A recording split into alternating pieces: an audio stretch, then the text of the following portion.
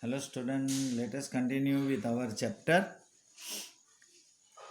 Last lecture में हम prospectus के बारे में पढ़ रहे थे.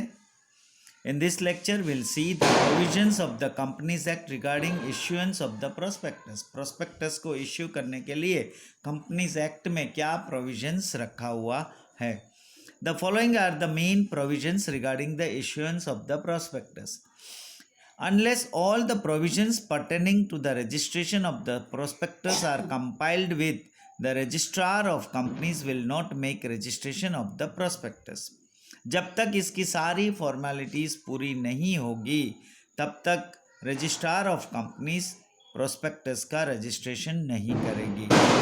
The date which is written in the prospectus will be considered as the date of publication of the prospectus.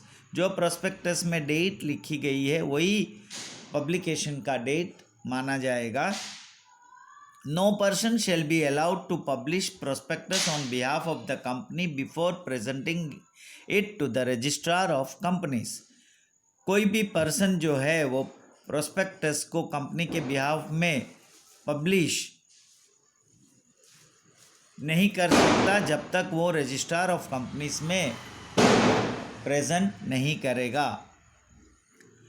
Each person whose name is shown in the prospectus must put his signature prior to making registration before the registrar. Registrar में registration कराने से पहले जितने भी लोगों का prospectus में नाम है उस सबका सिग्नेचर करना ज़रूरी है. If registrar needs detail regarding any information stated in the prospectus, he should be provided such information in an information statement. Registrar को कभी भी कोई ऐसी प्रोस्पेक्टस में जो बताया है उसकी कोई इन्फॉर्मेशन के बारे में डिटेल्स मांगते हैं तो वो सारी इन्फॉर्मेशन प्रोवाइड करनी पड़ेगी. Written consent of each person shown in the prospectus is required to be attached.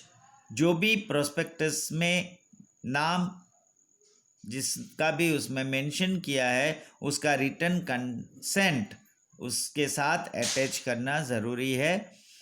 The statement of the expert person shown in the prospectus is to be taken as well as his written declaration to the effect that he has no interest in the company.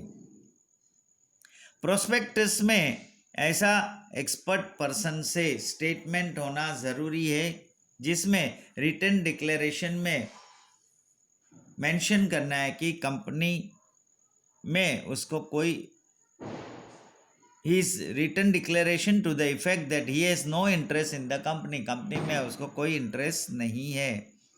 Printed copy of the prospectus is required to be given to the registrar. Registrar में printed copy prospectus का देना ज़रूरी है. Prospectus has to be published within 90 days from the date of its registration. जब भी उसका registration किया जाता है उसके 90 दिन के अंदर prospectus पब्लिश हो जाना चाहिए. If it is published after 90 days, अगर 90 दिन के बाद पब्लिश हो रहा है इट इज़ डिक्लेयर्ड इलीगल तो वो इलीगल माना जाएगा. Before registration of prospectus a statement is to be given before the registrar of companies stating therein that the provisions of the companies act are compiled with and there is no breach of the Security Contract Regulation Act and provisions of the SEBI Act.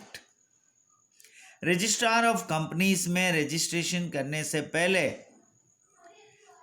Companies act के provisions के मुताबिक सब check करना ज़रूरी है, compiled करना है और उसमें there is no breach of the security contract regulation act और सेबी एक्ट. ये जो भी दोनों एक्ट है उसका कोई भी ब्रीच नहीं है, कोई रूल्स वायोलेशन नहीं है. No application forms can be published without mini prospectus for security purchase of a company. Mini prospectus publish होने से पहले एप्लीकेशन फॉर्म नहीं पब्लिश किया जा सकता. Now, liabilities for the misrepresentation in the prospectus. अगर prospectus में misrepresentation हुआ तो उसके क्या liabilities आ सकती है? The prospectus is an important document giving invitation to the public to make investment in the shares or debentures of a company. हमने देखा prospectus का डेफिनेशन या वो एक इम्पोर्टेंट डॉक्यूमेंट है जो पब्लिकली इनविटेशन है जिसमें वो इन्वेस्ट शेयर्स या डिबेंचर्स में कर सकता है company. In case of any miss representation, अगर कोई ऐसा मिस रिप्रेजेंटेशन हो रहा है, फ्रॉडलेंट एडवर्टाइजमेंट और exaggerated statements made in the prospectus, अगर प्रोस्पेक्टस में ऐसी कोई भी इंफॉर्मेशन दिया, चीटिंग किया या ओवर एस्टिमेट दिया, the authorise officials of the company are held responsible, और उसका जो भी ऑफिशियल्स है ऑथोराइज वो रिस्पॉन्सिबल है. मिस अप्रोप्रिएशन मीन्स क्या? मिस अप्रोप्रिएशन क्या हो सकता है? The statements made with reference to the content of the prospectus is misleading. In order to mislead the reader, necessary information is not provided in the prospectus. जो भी necessary information reader के लिए चाहिए वो उसमें provide नहीं किया है. By using ambiguous words in the prospectus, an attempt is made to mislead the public. Public को इसका misrepresentation हो सकता है अगर उसमें जो कुछ भी words prospectus में लिखा है वो clear नहीं है या डिसाइडेड नहीं है. Thus, for such misleading or exaggerated presentation made in the prospectus, the liability of the company arises. Such liability may be of two types: civil liability, criminal liability.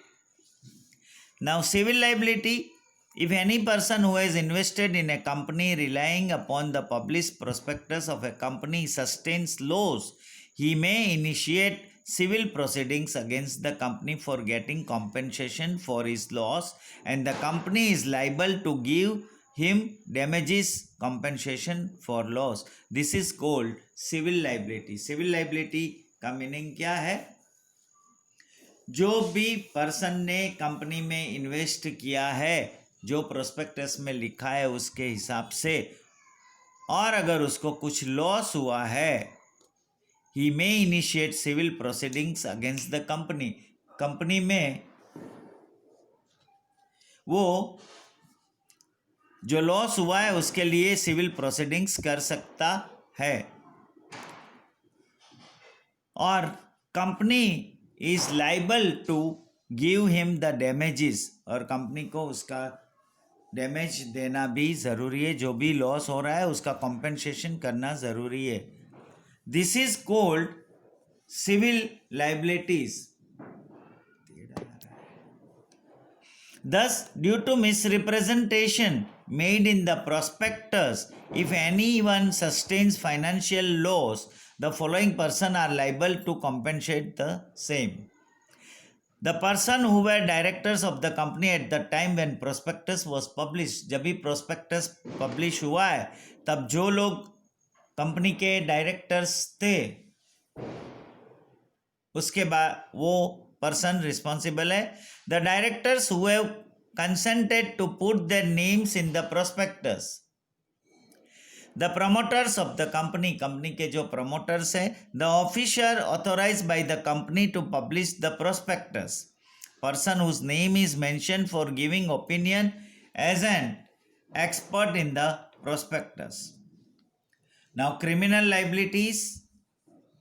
To give deliberate misrepresentation in the prospectus and cause financial loss is considered as criminal offense.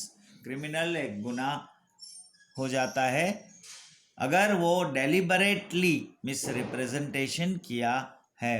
In this type of liability, the officers of the company can be punished with imprisonment or fine or both. उसको jail भी हो सकती है या कुछ punishment में fine भी हो सकता है या दोनों हो सकता है. The very purpose of making misleading statement is to fraudulently tempt to invest or attempt to invest the person in a company. For such incidents, strict provisions for punishment are made under law. ये criminal liabilities. Now liability of other offences regarding information of the prospectus. अगर prospectus में और किस तरह का information दिया जो liabilities हो सकती है. If the prospectus is not of the legal character और the necessary information are not provided therein. अगर उसमें नेसेसरी इंफॉर्मेशन दिया नहीं है, द डायरेक्टर और authorise person can be held responsible. Prospectus can be publish only after getting it registered before the registrar. तभी prospectus publish होगा जब वो रजिस्ट्रार में रजिस्टर होगा. There should be date and signature of authorise person. और उसमें authorise person का नाम और उसका सिग्नेचर और डेट मेंशन करना ज़रूरी है. If the above formalities are not compiled with, अगर ये सारी फॉर्मेलिटीज़ कंप्लीट नहीं किया, the person responsible for the publication of prospectus may be punish with fine. और उसको रिस्पॉन्सिबल है, punishable. If the provisions regarding the statement of experts are not compiled with, the person who has published the prospectus is liable for fine. Now, liability for the breach of trust and cheating. If any person knowingly makes careless statements or false promise, conceals material facts, dishonestly hides, ऐसा कुछ false promise करता है या careless statement जानबूझ के कर रहा है, thereby attracts other to invest in the shares और डिबेंचर्स ऑफ ए कंपनी, जिसकी वजह से इन्वेस्ट करने के लिए अट्रैक्ट होते हैं, he can be held liable for the offences of criminal breach of trust और cheating and be punished with imprisonment और फाइन और बोथ. तो प्रोस्पेक्टस में कितना इम्पोर्टेंट डॉक्यूमेंट है और उसमें क्या प्रोविजंस रखा है, और अगर इसमें जो कोई भी डिटेल्स दिया है वो करेक्ट नहीं है तो उसकी लाइबिलिटीज़ क्या हो सकती है, that we have seen. So here we complete our today's lecture. Next lecture will see the duties of secretary for the prospectus. Prospectus के दौरान सेक्रेटरी की ड्यूटीज क्या हो सकती है. Thank you.